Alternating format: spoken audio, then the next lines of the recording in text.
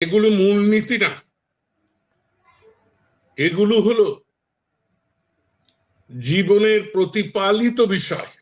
জাতীয়তাবাদ, সমাজতন্ত্র, ধর্ম নিরপেক্ষতা যখন কর্তন হয়, যুদ্ধ ৭১-এর চাইতে ২০২৪-এর জুলাই আন্দোলন বেশি গুরুত্ববহ, প্রভাবক। তো কোন ওজনে মাপেন তারা, আমি তা জানি না। ২৫শে মার্চ হত্যা, ধ্বংস, পোড়ানো সব শুরু করেছে পাঞ্জাবিরা। রাষ্ট্রপিতা শেখ মুজিবুর রহমান যখন জাতিকে বলেছে, ৭ই মার্চেই তিনি বলে রেখেছিলেন, কিন্তু ২৫শে মার্চের রাতে তিনি যখন ক্রান্তিকাল, সংকট, এগুলো অনেকেই অনেক সময় বলে, কিন্তু মজার ব্যাপার হলো আমরা কিন্তু পরের মুখে জাল খাই। যেমন আমি দেখতে পেলাম যে আলী রিয়াজ সাহেব নতুন যে ৫টা মূলনীতির কথা বলেছেন, সাম্য, মানবিক মর্যাদা, সামাজিক সুবিচার, বহুত্ববাদ এবং গণতন্ত্র। আমি অবাক হলাম, রাষ্ট্রবিজ্ঞানের এত বড় পণ্ডিত,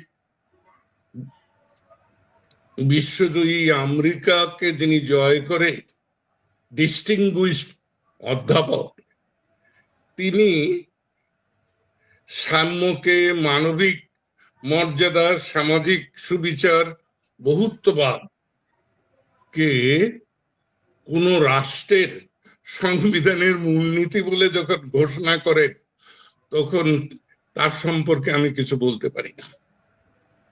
এগুলো মূলনীতি না, এগুলো হলো জীবনের প্রতিপালিত বিষয়।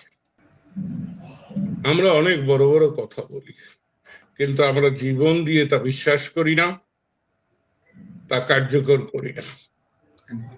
যে জন্যে আজকে এই গাঙ্গেয় বদ্বীপটি অস্থিরতা, এবং এই অস্থিরতা আপনাদেরকে আমি বলতে পারি যে সমাজের কুলীন, অভিজাত, লুটেরা, এই শ্রেণীর মধ্যে সাধারণ কৃষক, বঞ্চিত শ্রমিক, উপেক্ষিত নারী, শিশু কিশোররা কিন্তু মোটেই চঞ্চল নয়। যারা ক্ষমতা হারিয়েছে তাদের কাছে ক্রান্তিকাল, যারা ক্ষমতার জন্য আকুপাকু করছে তাদের জন্য অস্থিরতা, আর যারা উপদেষ্টা মণ্ডলী গঠন করেছেন বৈষম্য বিরোধী ছাত্র আন্দোলন, তারা দুর্ভাবনায় পড়েছেন। কিন্তু আমি বলি, এর তো কোনো প্রয়োজন নেই। আমাদের কাছে তো অভিজ্ঞতা আছে, আমাদের কাছে অনেকগুলো নমুনা আছে। কেউ যদি ভাবেন যে স্বাধীনতা যুদ্ধ ৭১-এর চাইতে ২০২৪-এর জুলাই আন্দোলন বেশি গুরুত্ববহ, প্রভাবক, তো কোন ওজনে মাপেন তারা, আমি তা জানি না। এটা একটি আন্দোলন, এটা একটি বিস্ফোরণ। বাংলাদেশের তরুণ সমাজ যখন আন্দোলনে নেমেছে, সেই আন্দোলনে জনগণ সম্পৃক্ত হয়েছে। কারণ জনগণ বারবার দেখেছে, সে ৫২ বলুন, ৬২ বলুন, ৬৯ বলুন, মহান স্বাধীনতা যুদ্ধ ৭১ বলুন, ৯১ বলুন, ৯৬ বলুন, ২০০১ বলুন এবং ২০০৭ বলুন, তরুণরা যখন নেমেছে তখন আন্দোলন সফল হয়েছে। কিন্তু আন্দোলন সফল হচ্ছে বারবার, যুদ্ধ জয় হচ্ছে। পাঞ্জাবি শাসক গোষ্ঠী পরাজিত হয়েছে, কিন্তু জনগণের কি জয় হয়েছে? এক শোষক, এক উৎপীড়ক, এক নিপীড়ক, এক অত্যাচারী, এক অর্থ পাচারকারী, এক সামরিক শাসন জারিকারী পরাজিত হয়েছে। তাকে পরাজিত করে যে এসেছেন তিনিও একই চরিত্রের। আমি এ কথাটা বলবো যে 54 নির্বাচনেও যুক্তফ্রন্ট বিজয়ী হয়েছে। জনগণ যুক্তফ্রন্টকে বিজয়ী করতে চেয়েছে বলে আজকে আমি মনে করি না। আমি মনে করি ভাষা আন্দোলনের মাধ্যমে এদেশের বাঙালি জনগণ যখন বুঝেছিল আমাকে মূক ও বধির করে দিতে চায়, আমার মুখের ভাষা কেড়ে নিতে চায় যারা, তাদেরকে হটাতে হবে। তাদেরকে হটাতে গিয়ে যাদেরকে সামনে পেয়েছে তাদেরকে তারা সমর্থন করেছে।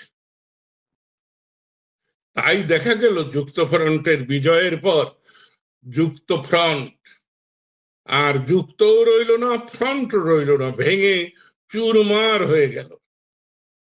পদ্মা মেঘনা যমুনা দিয়ে যুক্তফ্রন্ট ভেসে গেল।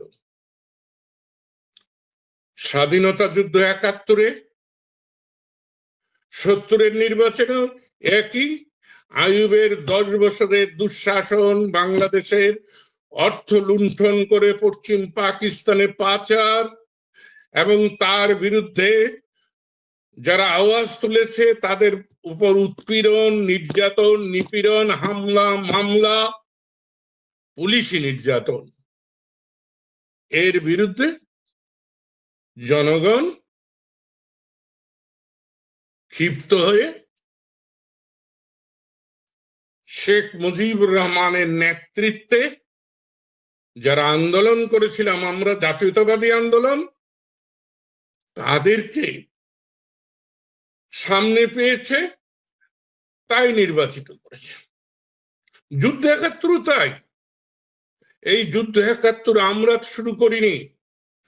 25শে মার্চ হত্যা, ধ্বংস, পোড়ানো সব শুরু করেছে পাঞ্জাবিরা, পাকিস্তান সেনাবাহিনী, ইয়াহিয়া ভুট্টো। সেই ক্ষেত্রে রাষ্ট্রপিতা শেখ মুজিবুর রহমান যখন জাতিকে বলেছে, 7ই মার্চেই তিনি বলে রেখেছিলেন, কিন্তু 25শে মার্চের রাতে তিনি যখন জাতিকে নির্দেশনা দিলেন যে এবার তোমরা যুদ্ধে নেমে পড়ো, আমি এই গাঙ্গেয় বদ্বীপকে, 54,000 বর্গ মাইলকে একটি স্বাধীন সার্বভৌম রাষ্ট্র হিসেবে ঘোষণা করছি এবং দখলদারদের একজন পর্যন্ত জীবিত থাকতে তোমরা লড়াই এবং যুদ্ধ করে যাও। বাঙালি তার এই নির্দেশ সর্বান্তঃকরণে স্বীকার করে তার আত্মমর্যাদা, আত্মসম্মান, তার অধিকার প্রতিষ্ঠার জন্য তারা লড়াই করেছে। আমিও সেই লড়াইয়ের সামান্য একজন অংশীদার। আমি এর চাইতে বেশি কিছু দাবি করি না। কিন্তু হলোটা কি? 16ই ডিসেম্বর এরপর থেকে আমাদের চরিত্রটা কি হলো? আমি সেদিনও কাকে যেন বলেছি যে স্বাধীন 16ই ডিসেম্বরের পর 10ই জানুয়ারি বঙ্গবন্ধু বাংলাদেশে আসলেন। আমরা যারা জাতীয় সংসদ সদস্য এবং প্রাদেশিক পরিষদ সদস্য ছিলাম তাদেরকে নিয়ে গণপরিষদ গঠন করে বঙ্গবন্ধু স্বাধীন গণপ্রজাতন্ত্রী বাংলাদেশের জন্য একটি সংবিধান প্রণয়ন করতে সচেষ্ট হলেন। সেই সংবিধান প্রণয়ন কমিটির কমিশনের বলুন আর কমিটি বলুন, তার নেতা হলেন ডক্টর কামাল হোসেন। কামাল হোসেনকে যেদিন তিনি নেতা ঘোষণা করলেন, সেদিনই এই গাঙ্গেয় বদ্বীপের সর্বহারা মানুষের গণতন্ত্র এদেশে কোনোদিনই প্রতিষ্ঠিত হয় নাই। যে লড়াই, যে আকাঙ্ক্ষা, যে অনুভূতি, সেটা ধ্বংস হয়ে গেল। কারণ ডক্টর কামালের সঙ্গে এই বাংলাদেশের মাটি ও মানুষের শ্বাস প্রশ্বাস, হৃদয়ের অনুভূতি, আকুতি, ভালোবাসা, স্নেহ, মমতা কোনো বন্ধনই ছিল না। একইভাবে এই বর্তমান উপদেষ্টা পরিষদ প্রধান ডক্টর আলী রিয়াজকে চেয়ারম্যান করে সংবিধান সংস্কার কমিশন গঠন করেছে। যেদিন গঠন করেন, আলী রিয়াজের নাম শোনার সঙ্গে সঙ্গে ৭২ বঙ্গবন্ধু ডক্টর কামালকে যেমন করার পরে আমি ভেবেছিলাম যে শেষ, আমি সেই দিনই এই পরিষদে সকল অর্জন যে বিসর্জনের বাদ্য বাজলো সে সম্পর্কে আমার সন্দেহ রইল। তাই আলী রিয়াজ কি সংস্কার প্রস্তাব করেছে, আমি খুব যত্ন নিয়ে পড়তে চেষ্টা করেছি, এবং আমি আমার যাদের সঙ্গে সংযোগ আছে তাদেরকে বলেছি দয়া করে আমাকে মূল বিষয়টা, প্রতিবেদনটা দাও। তো যেটুকুনি বলেছেন পত্রপত্রিকায় এসেছে, উনি কিন্তু ওনার মতো করেই বলেছেন, কিন্তু যেটা উনি বিবেচনায় নেননি যে 4টা মূলনীতি যেটা করা হয়েছিল সেটা কি? জাতীয়তাবাদ, সমাজতন্ত্র, গণতন্ত্র ও ধর্মনিরপেক্ষতা। এখন জাতীয়তাবাদ, সমাজতন্ত্র, ধর্ম নিরপেক্ষতা যখন কর্তন হয়, এক সুতায় গাঁথা একটি মালা, সেই মালার মুক্তুর হোক, হীরের হোক, আর ফুলের হোক, আর পাথরের হোক, যা দিয়েই মালা গাঁথা হোক, তার 3টি যখন থাকে না, তখন ও মালা বিসর্জিত হয়। গণতন্ত্র এদেশে কোনোদিনই প্রতিষ্ঠিত হয় নাই। গণতন্ত্র রাষ্ট্রীয়ভাবে প্রতিষ্ঠার আগে, সামাজিকভাবে প্রতিষ্ঠার আগে, দলীয়ভাবে প্রতিষ্ঠার আগে নিজের চেতনা এবং চৈতন্য, মনন এবং বিবেচনার মধ্যে আনতে হবে যে আমি গণতান্ত্রিক কিনা, আমি আমার পাশের লোকটির অধিকারকে সম্মান করি কিনা, স্বীকার করি কিনা, আমাকে যে সেবা করে আমি তাকে আমার সমকক্ষ ভাবি কিনা। আমরা গণতন্ত্র বলি, কিন্তু জনগণের ভোটে যারা নির্বাচিত হয় তারা হয়ে যায় স্যার, আর জনগণ তখন হয়ে যায় প্রজা। রাষ্ট্রীয় বেতনে যাদের জীবন চলে তারা হলেন স্যার, আর জনগণ পদদলিত। তাই গণতন্ত্র, মানবতা, সাম্য, মানবিক মর্যাদা, সামাজিক সুবিচার, বহুত্ববাদ, এইসব ভণ্ড কথার দরকারটা কি সাহেবরা? আর আপনাদেরকে কে দিয়েছে?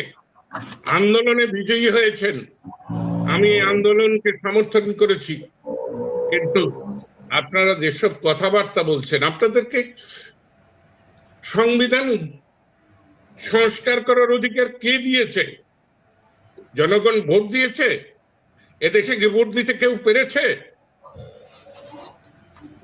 জিয়া রহমান রাষ্ট্র ক্ষমতায় এসে 79 সালে যে ভোট হয়েছিল, সে ভোট কি সুষ্ঠু হয়েছিল? আমি ব্যক্তিগতভাবে তার ভুক্তভোগী। আমি তখন দেশ থেকে বিতাড়িত।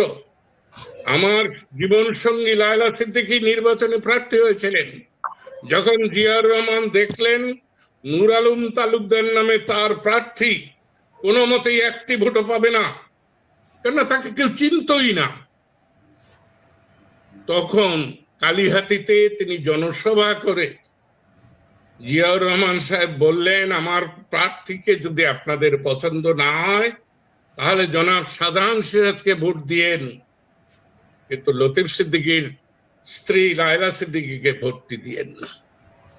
জনগণ কিন্তু তার কথা শুনেনি, কিন্তু তিনি জনগণকে উদ্দেশ্য করে বললেও আসলে বলেছিলেন সরকারি কর্মচারীদেরকে, আমলাদেরকে, পুলিশদেরকে, তার আজ্ঞাবহ সেনাবাহিনীর কর্মকর্তাদেরকে, তারা কিন্তু যথার্থই ভোট ডাকাতি করে আমার জীবন সঙ্গী লায়লা সিদ্দিকীকে জোরপূর্বক ভোট ডাকাতি করে পরাজিত করেছিল। এটা হলো আমার ব্যক্তিগত অভিজ্ঞতা। এবং তার পরবর্তী সময়ে কোন নির্বাচন সুষ্ঠু হয়েছে, জনমত প্রতিফলিত হয়েছে, কেউ মুক্ত মনে কথা বলতে পেরেছে? হ্যাঁ, শেখ হাসিনার নেতৃত্বে বিগত 15.5 বছর বৃহৎ এই ক্ষুদ্র ক্ষুদ্র জিনিসগুলা বৃহৎ আকার ধারণ করেছে, মুখ বেদান করে জনসম্মুখে এসেছে এবং জনগণ কিন্তু তার জবাব দিয়ে দিয়েছে। শেখ হাসিনাকে উৎখাত এবং তাকে বিতাড়িত করা, শেখ হাসিনার সাঙ্গপাঙ্গদেরকে বিতাড়িত করা, তাদেরকে বিচারের মুখোমুখি করা, 100 বার প্রয়োজন তাদেরকে বিচারের মুখোমুখি করেন, অপরাধীকে শাস্তি দেন, যারা এই দেশের সম্পদ পাচার করেছে বিদেশে তাদেরকে ধরুন, তাদেরকে শাস্তি দেন।